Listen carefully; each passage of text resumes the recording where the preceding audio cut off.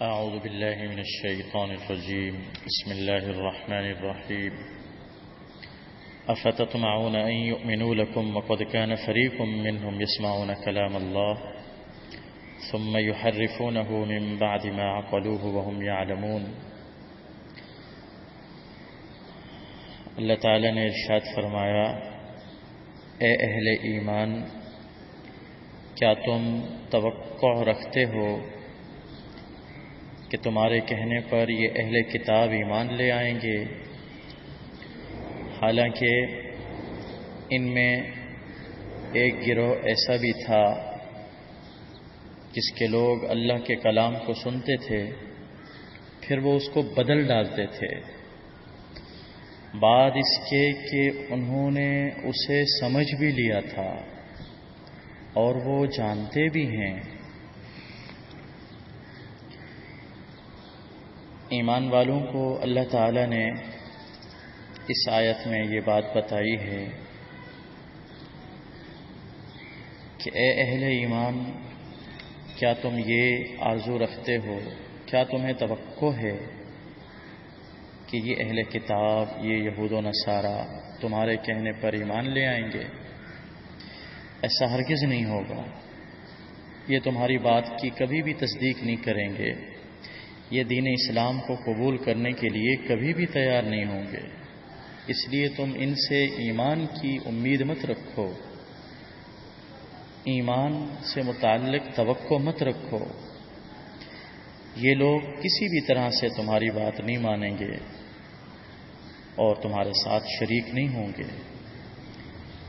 ان لوگوں کا حال تو یہ ہے کہ انہوں نے اللہ کے کلام کو سنا اور پھر سمجھنے کے باوجود بدل ڈالا، تحریف کر ڈالی، ظاہراً بھی تحریف کری، باطناً بھی تحریف کری۔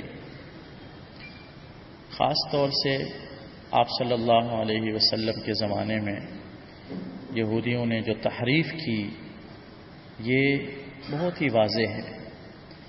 اللہ تعالیٰ نے آپ صلی اللہ علیہ وسلم سے متعلق تورات میں جو کچھ بیان فرمایا تھا، وہ تمام نشانیاں، وہ تمام علامات آپ صلی اللہ علیہ وسلم پر پورا اترتی تھیں، لیکن ان کے علماء نے، یہودیوں نے سمجھنے کے باوجود بھی کہ آپ صلی اللہ علیہ وسلم وہی اللہ کے نبی ہیں جن کا تذکرہ ہم نے پڑھا ہے تورات میں، جن کی نشانیاں آئی ہیں، ان نشانیوں کو چھپاتے پھرتے تھے اور لوگوں کو ایمان لانے سے روکتے تھے۔ تورات کے احکام میں بھی انہوں نے تحریف کی۔ مثال کے طور پر تورات کے اندر حکم تھا کہ شادی شدہ اگر کوئی زنا کرے، مرد یا عورت، اس کی سزا رجم ہے، سنگسار ہے، لیکن یہودیوں نے یہ حکم چھپا لیا۔ تورات میں آپ صلی اللہ علیہ وسلم کا حلیہ مبارک موجود تھا کہ آپ بہت ہی خوبصورت ہوں گے، آپ کے بال گھنگریالے ہوں گے اور آپ کی آنکھیں سیاہ ہوں گی، آپ کا قد درمیانہ ہوگا، آپ کا رنگ گندمی ہوگا۔ یہ تمام باتیں موجود تھیں تورات میں، لیکن جب آپ صلی اللہ علیہ وسلم دنیا میں تشریف لائے اور آپ نے نبوت کا اعلان فرمایا تو یہودیوں نے تورات میں آپ کے بیان کردہ حلیے کو بدل ڈالا، تحریف کر ڈالی، اور اپنے لوگوں سے یہ کہنے لگے کہ یہ جو نبی کہتا ہے اپنے آپ کو، معاذ اللہ یہ نبی نہیں ہے، اس کی نشانیاں تو کچھ اور ہیں۔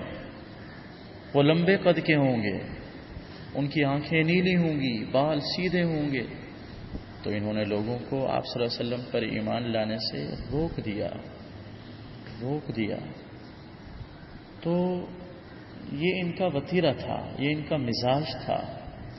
یہ حقائق کو سمجھنے کے باوجود، واضح سمجھنے کے باوجود، آپ صلی اللہ علیہ وسلم کی نشانیوں کو جاننے کے باوجود بھی یہ تحریف کرتے تھے، جان بوجھ کر بدل ڈالتے تھے۔ ایسا نہیں تھے کہ یہ لا علم تھے۔